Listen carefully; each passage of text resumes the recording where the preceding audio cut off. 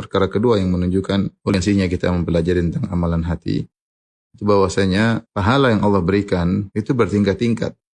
Dan tingkatan-tingkatan pahala pada satu amal yang sama bisa berbeda-beda kembali kepada perbedaan amalan hati.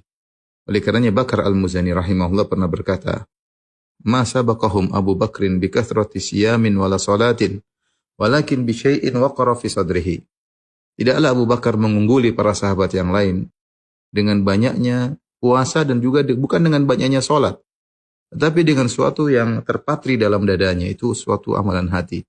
Sebenarnya Allah mengatakan, alladzi waqara fi sadrihi hubbullah. Yang terpatri dalam dadanya adalah dia mencintai Allah Subhanahu wa taala. Demikian juga Fatimah bintu Abdul Malik, istrinya Umar bin Abdul Aziz rahimahullahu taala.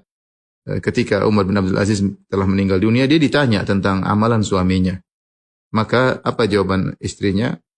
Wallahi ma kana bi aktsarin nasi salatan wala bi aktsarihim siyaman.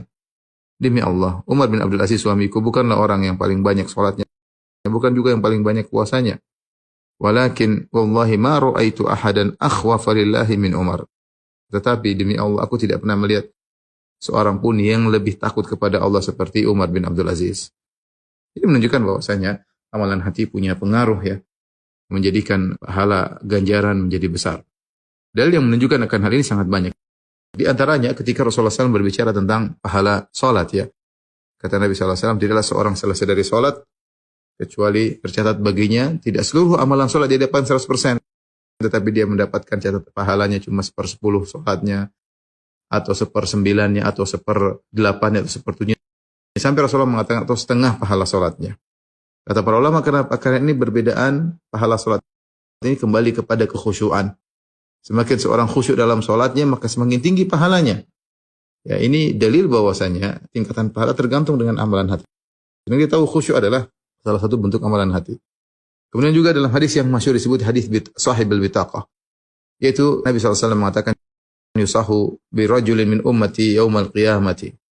Dipanggillah seorang dari umatku pada hari kiamat. Fayunsyar lahu tis'atun tis'una sijillan. Kemudian dibentangkan baginya 99 catatan kemaksiatan. Kullu sijilin maddul basar. Setiap catatan sejauh mata memandang. Isinya maksiat terus. Maka dia menyangka dia akan binasa. Kemudian kata Allah Subhanahu wa taala, sesungguhnya kau memiliki satu kebaikan di sisi kami.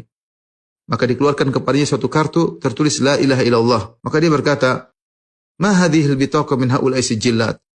Ya Allah, apa pengaruhnya kartu ini dibandingkan dengan 99 catatan amal maksiat yang setiap catatan gulungan dibentangkan maka sejauh mata memandang, dibandingkan kartu kecil la ilaha illallah. Maka dikatakan kepadanya, innaka lan tuzlamal yaum. Engkau tidak akan dizalimi pada hari ini. Ketika ditimbang, ternyata kartu la ilaha illallah lebih berat daripada catatan maksiat tersebut. Dan ini luar biasa ya. Dan kita tahu setiap orang Islam punya kartu ini. Setiap kita punya bitaqah, punya kartu la ilaha illallah. Tetapi kualitasnya berbeda-beda. Semakin seorang kuat, semakin tinggi tawakalnya, semakin tinggi keikhlasannya, maka akan semakin berat kartu la ilaha illallahnya kalau ditimbang pada hari kiamat kala. Ini dalil bahwasanya ganjaran berbanding lurus dengan kuatnya amal hati seseorang. Demikian juga kisah tentang seorang wanita pezina yang dia memberi minum kepada seekor anjing. Bainama kalbun yutifu bi raqiyatin kada yaqtuluhu al-atash idh ra'athu baghin baghaya bani Israil. Ketika ada seekor anjing kehausan, dia muter-muter di mulut sumur. Dia ingin minum dari sumur tersebut tapi dia tidak punya kemampuan untuk turun mengambil air. Sampai disebut dalam riwayat dia menjulurkan lidahnya di pasir karena kehausan. Maka dilihat oleh seorang wanita pezina dari Bani Israel. Maka dia pun melepaskan sepatunya. Kemudian dia turun di sumur, kemudian dia isi air di sepatunya. Kemudian dia naik lagi di atas sumur, kemudian dia beri minum kepada anjing tersebut. Maka apa kata Nabi sallallahu alaihi wasallam? Faghafarallahu laha bihi.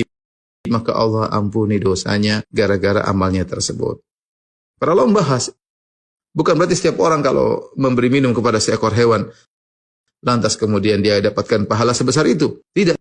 Tetapi dia mendapatkan ganjaran yang besar karena ada suatu dalam hatinya yang luar biasa. Keikhlasannya, rahmatnya, amalan hati. Ini menunjukkan amalan hati punya pengaruh yang sangat besar dalam memberikan pahala kepada seorang.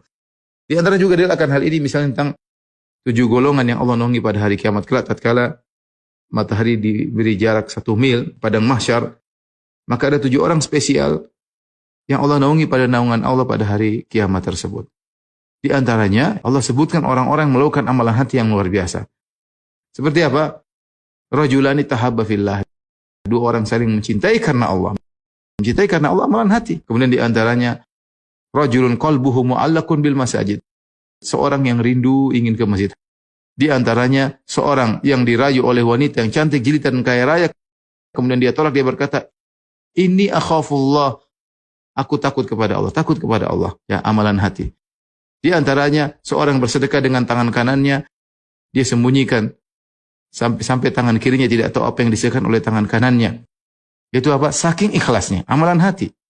Kemudian di antaranya rajulun dzakarallahu khalian fa fadat ainah.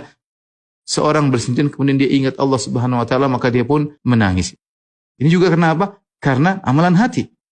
Jadi ternyata amalan hati ini punya pengaruh menjadikan pahala besar suatu amal. Bisa jadi seorang beramal yang sama tapi pahalanya jauh berbeda. Sebagaimana dijelaskan oleh Ibnu Taimiyah rahimahullahu taala, jadi 2 orang salat berdampingan. Ya mungkin di saf yang bersama, cara salatnya sama, ya. Tetapi pahala di antara mereka berdua jauh antara langit dan bumi. Kenapa? Karena perbedaan amalan hati. Oleh karenanya, ikhwan dan akhwat yang dirahmati Allah Subhanahu wa taala, kita tiap hari menjalankan ibadah, menjalankan amal-amal saleh. Ya, maka perhatikan hati kita, tata hati kita, manage hati kita agar kita memiliki amalan hati yang kuat sehingga pahala yang kita raih dari amalan-amalan zahir menjadi sangat besar berdasarkan kuatnya amalan hati kita. Wallahu a'lam bishawab.